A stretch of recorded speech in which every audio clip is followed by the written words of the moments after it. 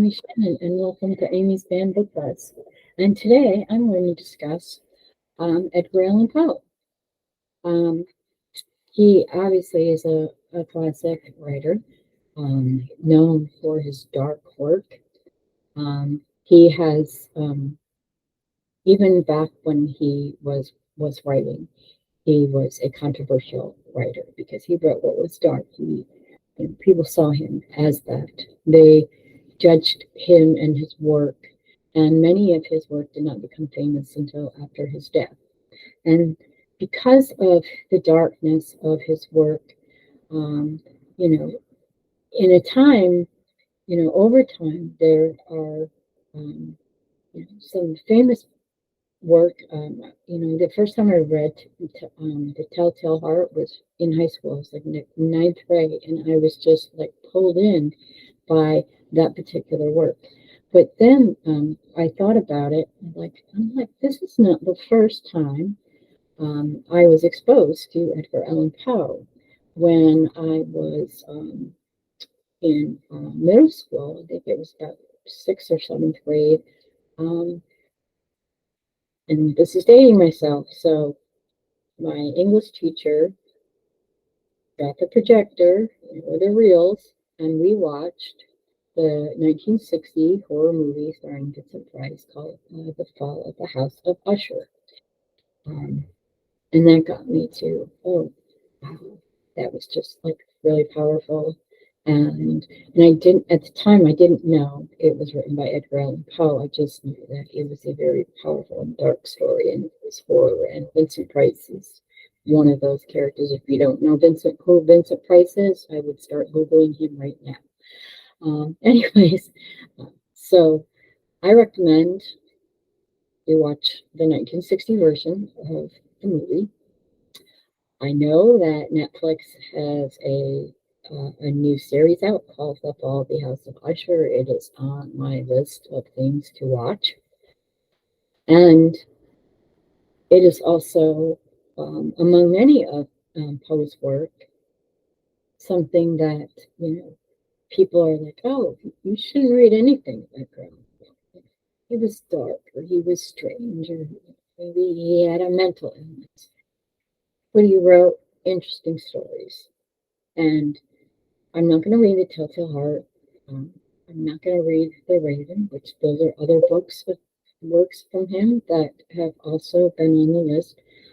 I have this beautiful book that I bought on Amazon, and it has the complete tales and poems of Edgar Allan Poe in hardcover, and I recommend,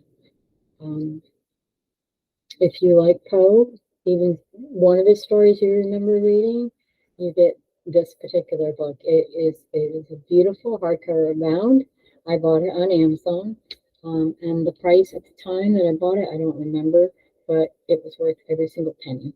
So what I'm going to do now is just kind of read and introduce you to The Fall of the House of Usher. And once you finish, go watch the movie. And if you like that, check out the Netflix show. I haven't seen it yet, but like I said, it's on my list to watch. The Fall of the House of Usher. During the whole of a dull, dark, and soundless day in the autumn of the year, when the clouds hung oppressively low in the heavens, I had been passing alone on horseback through a singularly dreary tract of country, and at length found myself in the shades of the evening dawn, within the view of the melancholy house of Usher. I do not know how it was, but with the first glimpse of the building, a sense of insufferable gloom pervaded my spirit. I say insufferable, for the feeling was unrelieved by any of that half pleasurable, because poetic sentiment with which the mind usually perceives the sternest natural images of the desolate and terrible.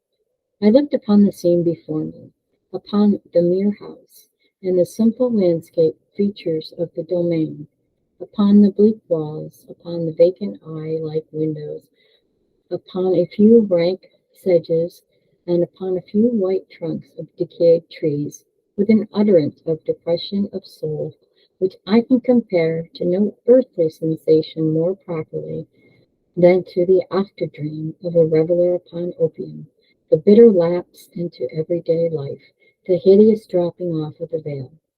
There was an iciness, a sinking, a sickening of the heart, an unredeemed dreariness of thought, with no goading of the imagination could torture into aught of the sublime. What was it, I paused to think? What was it so unnerved me about the contemplation of the house of Usher? It was a mystery all insoluble, nor can I grapple with the shadowy fancies that crowded upon me as I pondered. I was forced to fall back upon the unsatisfactory conclusion that while beyond doubt there are any combinations of very simple natural objects which have the power of thus affecting us, still the analysis of this power lies within considerations beyond our depth. It was possible, I reflected, that a mere different arrangement of the particulars of the scene, of the details of the picture, would be sufficient to modify or perhaps annihilate its capacity for sorrowful impression, and acting upon this idea, I reined my horse to the precipitous brink of the black and lurid tarn that lay in unruffled lustre by the dwelling, and gazed down, but with a shudder even more thrilling than before, upon the remodelled and inverted images of the grey sedge, the ghastly tree stems, and the vacant and eye-like windows. So, if you're a fan of Poe, um, you might want to read that book. Um, get yourself a magnificent collection of Edgar Allan Poe work. Um, it's the way he wrote is how he was judged as a person. I don't know. Um, I've I've read his biographies and things like that. I don't know Poe personally, so I cannot judge um, him. I can read his work, I can enjoy it, and I can imagine his magnificent thoughts that he decided to put on paper. Dark or not, uh, in some ways, we are just drawn to the unknown, the dark side of humanity, the dark side of the light. And, a lot of people make their money writing horror and currently, and or thrillers, or just interesting stories. And just because they may be dark, there's that just kind of sometimes that's what draws us in as people. You can't have light without dark, and you can't have dark without light, and you can't appreciate one or the other without the other. Yeah, that makes sense. So this has been Amy from Amy's Band Book Buzz. Um, Stay safe, be kind, keep reading, and when you read, write your review, and I'll see you next week. Thank you.